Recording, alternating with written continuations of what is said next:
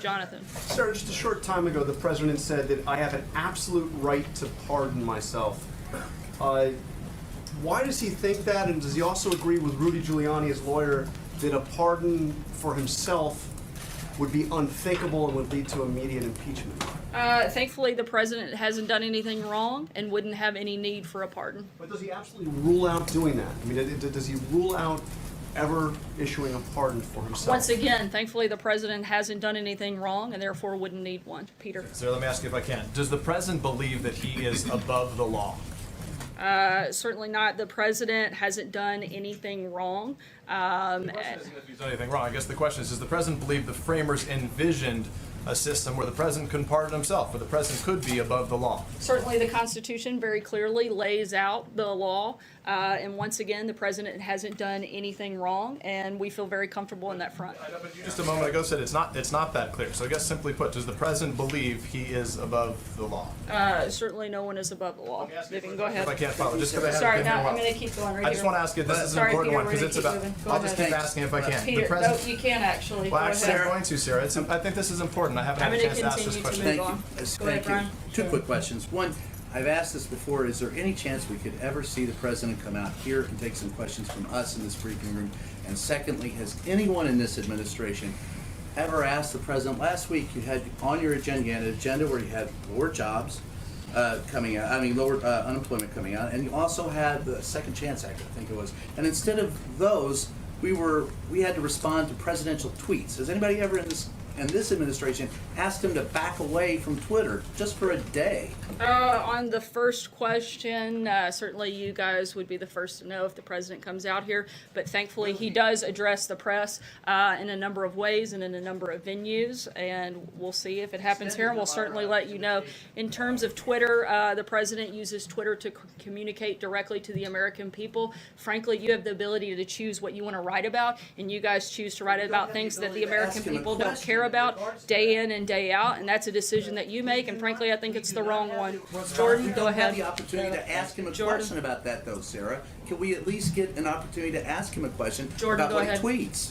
Thanks, Sarah. I want to ask you about the lawyer's letter to the special counsel. You said last August that the president did not dictate the statement about the Trump Tower meeting during the campaign, but the lawyers wrote to the special counsel that the president did dictate that statement. What's the reason for that discrepancy? Like you said, this is from a letter from the outside counsel, and I direct you to them to answer that question.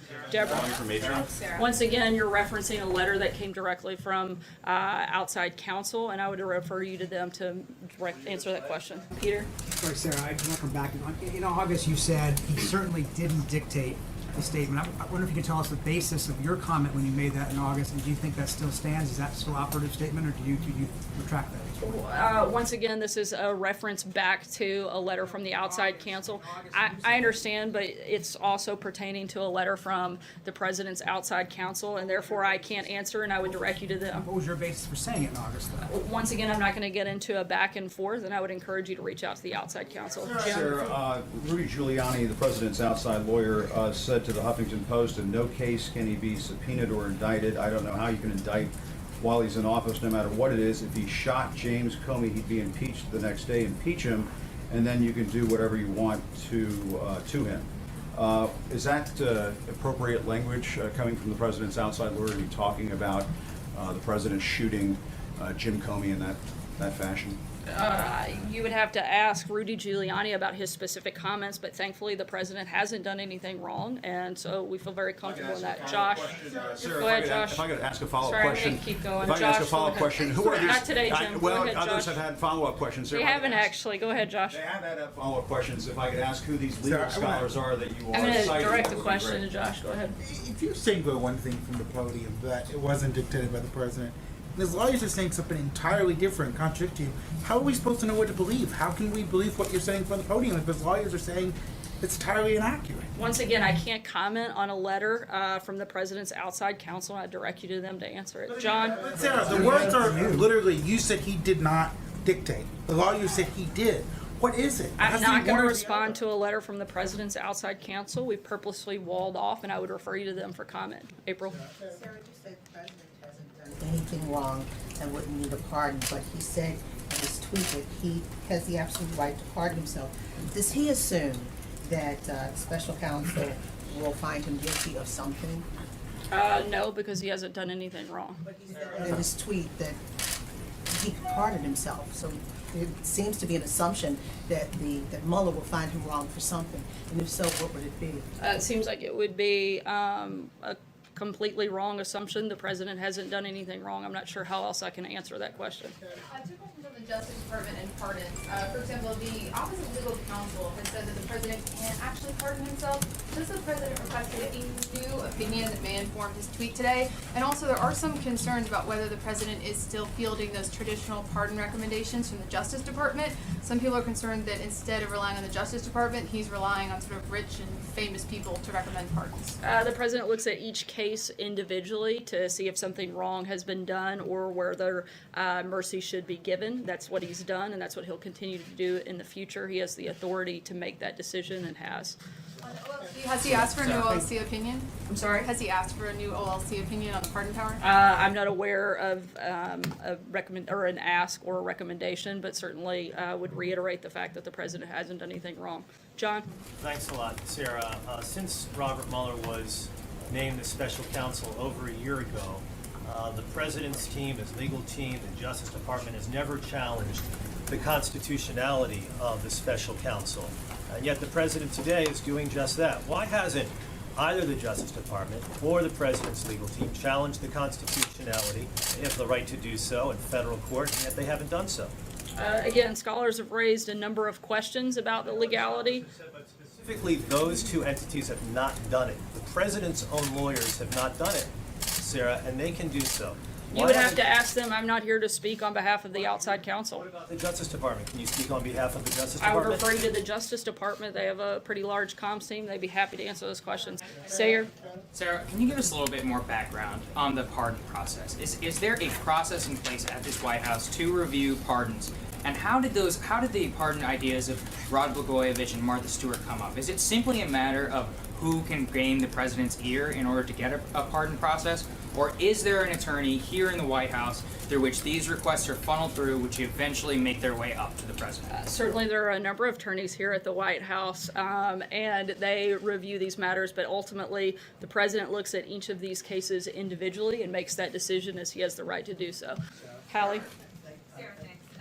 The special counsel didn't seem so unconstitutional when the president was calling on one to investigate his political opponent during the campaign.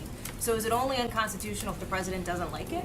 Once again, the president's made his views on this point clear. I don't have anything else to add. Jennifer? About the constitutionality of it, Question for you, Sarah. Thank you. The president on Friday said that he's open to bilateral deals with Mexico and Canada. Is he still leaning towards bilateral deals as he heads up to Canada at the end of this week, or is he still thinking, or is he thinking that he'd like to save NAFTA and just renegotiate? As the president said, he's open to it, but we're in ongoing negotiations. Francesca?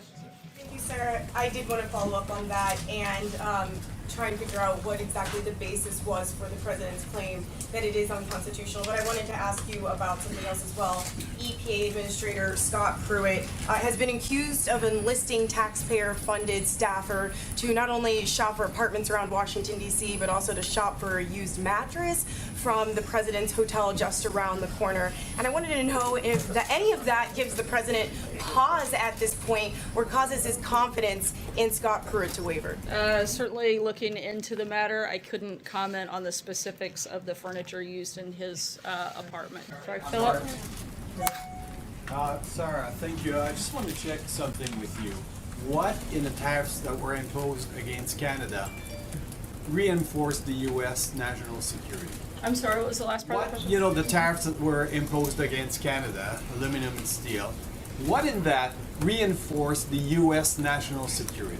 In what form the U.S. feels more secure now that Canada has been targeted by tariffs? The president feels strongly that the steel and aluminum industries are critical to our national security and our ability to protect ourselves. And that would be that reference point in the 232. Take one last question. Eamon? Thank you, Sarah. I wanted to ask you about the President's call today with Theresa May, the Prime Minister of Great Britain, who said that the President's tariffs on the EU were, quote, unjustified and deeply disappointing, according to the British readout of their phone call today. That's what she said to the president. How did the president respond to that? The president feels very confident in his decision and will continue to make sure that the unfair trade practices that have gone on for decades do not continue, and that he's protecting the interest of American workers and American businesses. Thanks, guys.